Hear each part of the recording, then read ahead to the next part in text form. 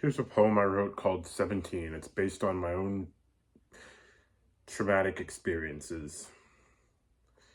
Dear little me, you're gonna have a good life, a life free of betrayal. Frustrated, humiliated, violated, having your bestest friends turned against you in your time of need. Your perspective of females going left and right, nobody to wish you good night.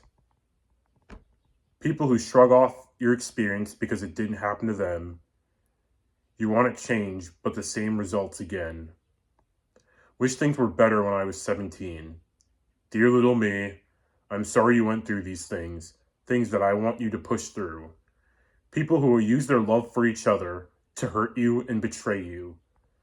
Bad mouthers and ones who alienate and discriminate.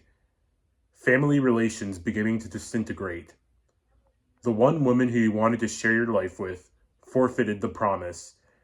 You don't expect others to break the bond, but they're already on it. Your system takes something that meant so much. They build you up just for trauma to ruin your sense of trust. The day of the split up, the beginning of the end. Now here I am, fearing for more heartbreak or losing another friend. Not being able to find another to pick you back up. There's plenty of fish in the sea, never feels like enough. You made several poor choices, there's no excuse, but I understand you were insecure and you thought the world on the palm of your hand.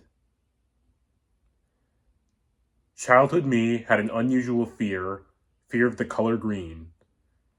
Don't want to look back on the pain I went through when I was 17.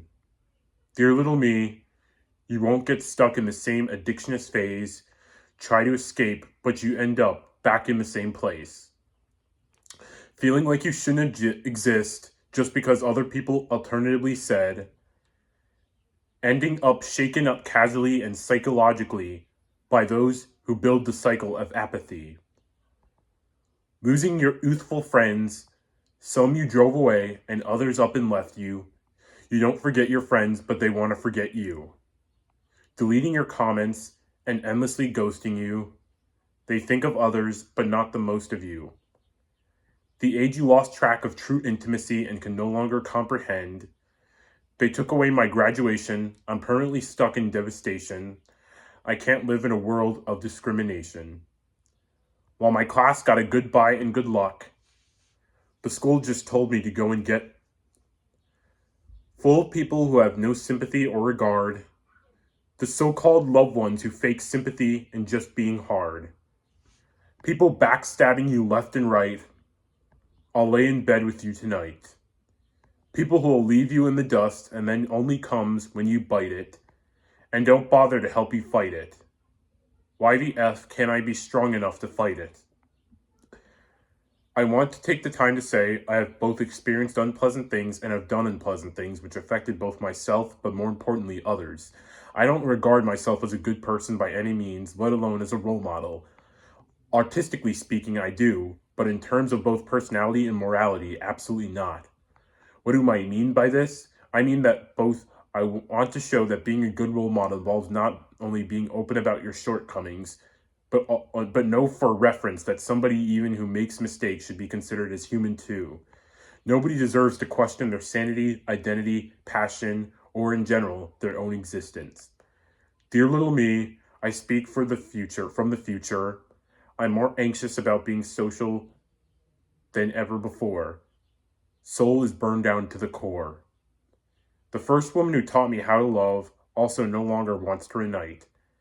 If I had an existent memory, I'd remember everything I'd recite.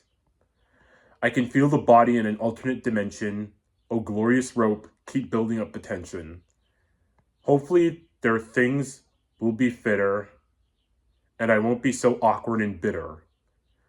Maybe in a better world where you have stronger self-esteem, I'll rid my mind of all the pain when I was 17.